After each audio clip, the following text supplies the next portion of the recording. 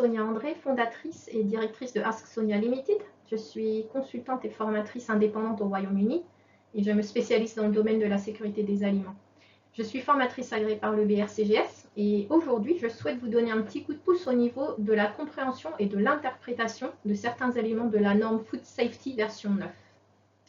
Alors, on va regarder pour commencer la clause 8.1.3 dans la section 8. Donc, la section 8, c'est celle qui contient des exigences supplémentaires pour certains sites, les sites qui ont des zones à haut risque d'un point de vue microbiologique, des zones de grande précaution ou des zones de grande précaution pour les produits à température ambiante. En fait, dans cette clause 8.1.3, il y a une erreur de traduction de l'anglais au français.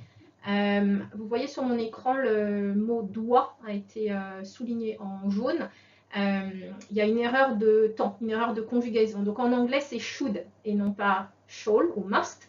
Et la différence, c'est que pour les zones à haut risque, il faut une séparation physique entre cette zone et les autres parties du site. Donc il doit y avoir une séparation physique.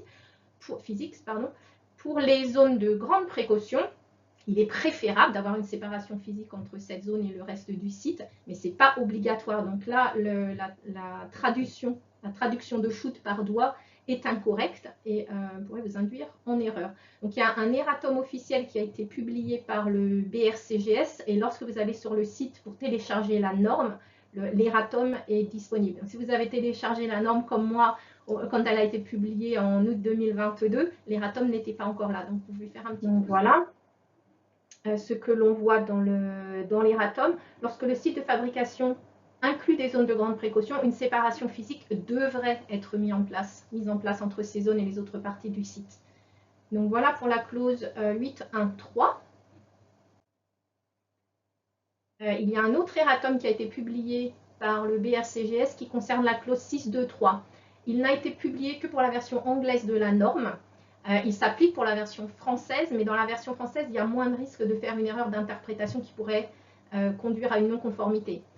Donc dans la clause 6.2.3 qui concerne les vérifications à faire pendant l'emballage, on a en fait quatre points. Il faut faire les vérifications au minimum au début du processus d'emballage, pendant le processus d'emballage à des intervalles prédéfinis, à la fin du processus d'emballage, et ça en fait c'est un quatrième point, ou lors du changement de l'eau de matériaux d'emballage.